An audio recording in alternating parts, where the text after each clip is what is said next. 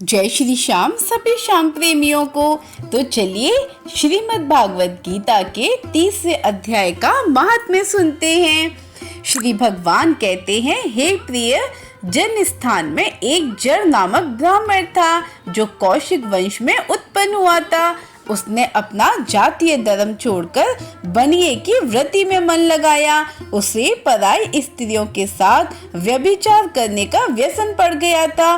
वह सदा जुआ खेलता, शराब पीता और शिकार खेलकर जीवों की हिंसा किया करता था। इसी प्रकार उसका समय बीतता था।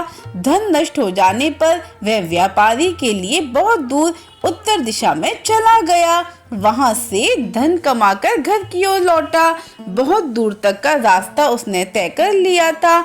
एक दिन सूर्यास्त हो जाने पर जब 10 दिशाओं में अंधकार फैल गया, तब एक वृक्ष के नीचे उसे लुटेरों ने धर दबाया और शीघ्र ही उसके प्राण ले लिए। उसके धर्म का लोप हो गया था, इसलिए वह बड़ा भयानक प्रेत हुआ। उसका पुत्र बड़ा धर्मात्मा और वेदों का विद्वान था। उसने अब तक पिता के लौट आने की राह देखी। जब वे नहीं आए तब उनका पता लगाने के लिए वह स्वयं भी घर छोड़कर चल दिया। वह प्रतिदिन खोज करता, मगर राहगीरों से पूछने पर भी उसे उनका कुछ समाचार नहीं मिलता था। तदनंतर एक दिन एक मनुष्य से उसकी भेंट हुई जो उसके पिता का सहायक था। उसने सारा हाल जानकर पिता की मृत्यु पर बहुत शोक किया। वह बड़ा बुद्धिमान था। बहुत कुछ सोच विचार कर पिता का पारलौकिक कर्म करने की इच्छा से आवश्यक सामग्री साथ ले उसने काशी जाने का विचार किया। मार्ग में 7-8 मुकाम डालकर वह 9वें दिन उसी वृक्ष के नीचे पहुंचा जहां उसके पिता मारे गए थे। उस स्थान पर उसने संध्या उपासना की और गीता के 30वें अध्याय का पाठ किया। उसी समय आकाश में बड़ी भयानक आवाज हुई। उसने अपने पिता को भयंकर आकार में देखा। तुरंत ही अपने सामने आकाश में उसे एक सुंदर विमान दिखाई दिया जो महान तेज से व्याप्त था। उसमें अनेकों क्षुद्र घंटिकाएं लगी थी। उसके तेज से समस्त दिशाएं आलोकित हो रही थी। ये दृश्य देखकर उसके चित्त की व्यग्रता दूर हो गई। उसने विमान पर अपने पिता को दिव्य रूप धारण किए विराजमान देखा। उनके शरीर पर पीतांबर शोभा पा रहा था और मुनिजन उनकी स्तुति कर रहे थे। उन्हें देखते ही पुत्र ने प्रणाम किया। तब पिता ने भी उसे आशीर्वाद दिया। तत्पश्चात उसने पिता से ये सारा वृत्तांत पूछा। उसके उत्तर में पिता ने सारी बातें बताकर इस प्रकार कहना आरंभ किया, बेटा, देववंश मेरे निकट गीता के 3 अध्याय का पाठ करके तुमने इस शरीर के द्वारा किए हुए दुस्सत्य कर्म बंधन से मुझे छुड़ा दिया। अतः अब घर लौट जाओ, क्योंकि जिसके लिए तुम काशी जा रहे थे वह प्रयोजन इस समय 3 अध्याय के पाठ से ही सिद्ध हो गया है। पिता के ऐसा कहने पर पुत्र ने पूछा, तात, मेरे हित का उपदेश दीजिए तथा और कोई कार्य जो मेरे लिए करने योग्य है तो उसे बताइए। तब पिता ने उससे कहा, अनग, तुमने यही कार्य फिर करना है। मैंने जो कर्म किया है वही मेरे भाई ने भी किया था। इससे वे घोर नरक में पड़े हुए हैं।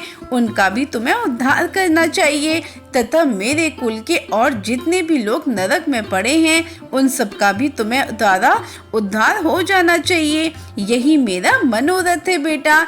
जिस साधन के द्वारा तुमने मुझे संकट से छुड़ाया है उसी का अनुष्ठान औरों के लिए भी करना उचित है। उसका अनुष्ठान करके उससे होने वाला पुण्य उस नारकी जीवों को संकल्प करके दे दो। इससे वे समस्त पूर्वज मेरे ही तरह यातना से मुक्त होकर स्वल्प काल में ही श्री विष्णु के परम पद को प्राप्त हो जाएंगे। पिता का संदेश सुनकर पुत्र ने कहा, तात, यदि ऐसी बात है और आपकी भी ऐसी रुचि है तो मैं समस्त नारकी जीवों का नरक से उद्धार कर दूंगा। यह सुनकर पिता बोले, बेटा, एवं वस्तु तुम्हारा कल्याण हो। मेरा अत्यंत प्रिय कार्य संपन्न हो गया। इस प्रकार पुत्र को आश्वासन देकर उसके पिता भगवान विष्णु के परम धाम को चले गए। तत्पश्चात वह लौटकर जन्म स्थान में आया और परम सुंदर भगवान श्री कृष्ण के मंदिर में उनके सामने बैठकर पिता के आदेश अनुसार गीता के 3 अध्याय का पाठ करने लगा। उसने नारकी जीवों का उद्धार करने की इच्छा से गीता पाठ जनित सारा पुण्य संकल्प करके दे दिया। इसी बीच में भगवान विष्णु के दूत यातना भोगने वाले नारकी जीवों को छुड़ाने के लिए यमराज के पास गए। यमराज ने नाना प्रकार के सत्कारों से उनका पूजन किया और कुशल पूछी। वे बोले, धर्मराज, हम लोगों के लिए सब और आनंद ही आनंद है। इस प्रकार सत्कार करके पितृलोक के सम्राट परम बुद्धिमान यमराज ने विष्णु दूतों से यमलोक में आने का कारण पूछा। तब विष्णु जी के दूतों ने कहा, यमराज, शेष शैया पर शयन करने वाले भगवान विष्णु ने हम लोगों को आपके पास कुछ संदेश देने के लिए भेजा है। भगवान हम लोगों के मुख से आपकी कुशल पूछते हैं और यह आज्ञा देते हैं कि आप नरक में पड़े हुए समस्त प्राणियों को छोड़ दें। अमित तेजस्वी भगवान विष्णु का यह आदेश सुनकर यम ने मस्तक झुकाकर स्वीकार किया और मन ही मन कुछ सोचा। तत्पश्चात मदोन्मत नारकी जीवों को नरक से मुक्त देखकर उनके साथ ही वे भगवान विष्णु के वास स्थान को चले। यमराज श्रेष्ठ विमान के द्वारा जहाँ क्षीर सागर है वहाँ जा पहुँचे। उनके भीतर कोटि कोटि सूर्यों के समान कांतिमान, नील कमल दल के समान श्याम सुंदर लोकनाथ जगत गुरु श्री हरि का उन्होंने दर्शन किया। भगवान का तेज उनकी शैया पर बने हुए शेषनाग के फणों की मड़ियों के प्रकाश से 2 गुना हो रहा था। वे आनंद युक्त दिखाई दे रहे थे। उनका हृदय प्रसन्नता से परिपूर्ण था। भगवती लक्ष्मी अपनी सरल चितवन से प्रेम पूर्वक उन्हें बार बार निहार रही थी।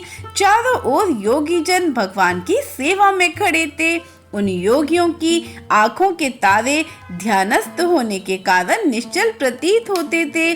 देवराज इंद्र अपने विरोधियों को परास्त करने के उद्देश्य से भगवान की स्तुति कर रहे थे। ब्रह्मा जी के मुख से निकले हुए वेदांत वाक्य मूर्तिमान होकर भगवान की गुणों का गान कर रहे थे। भगवान पूर्णतः संतुष्ट होने के साथ ही समस्त योनियों की ओर से उदासीन प्रतीत होते थे। जीवों में से जिन्होंने योग साधना के द्वारा अधिक पुण्य संचय किया था, उन सबको एक ही साथ वे कृपा दृष्टि से निहार रहे थे। भगवान अपने स्वरूप भूत अखिल चराचर जगत को आनंद पूर्ण दृष्टि से आमोदित कर रहे थे।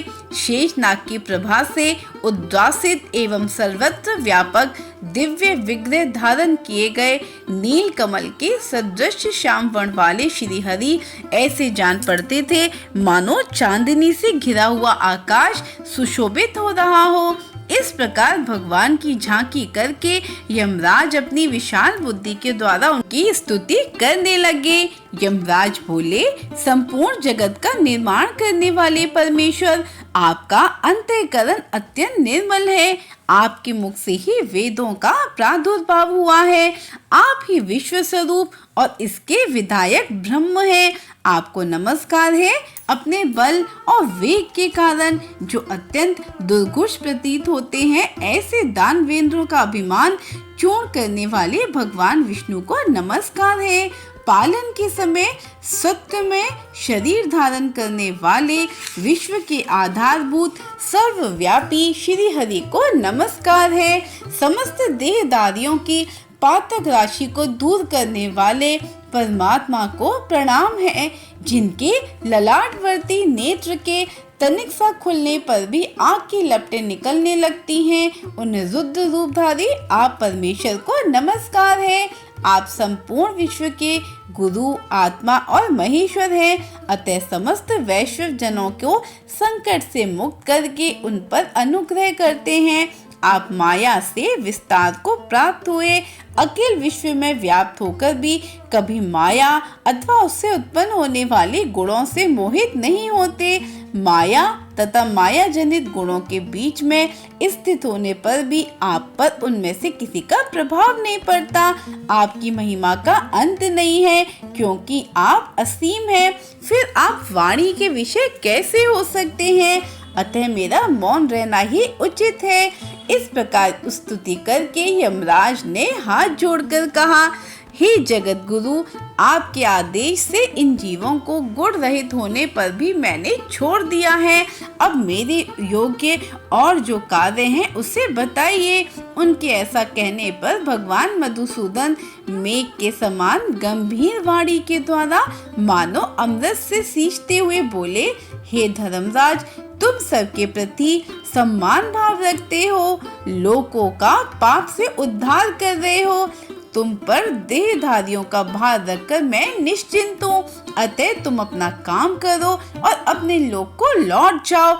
ऐसा कहकर भगवान अंतर्ध्यान हो गए। यमराज भी अपनी पुरी को लौट आए।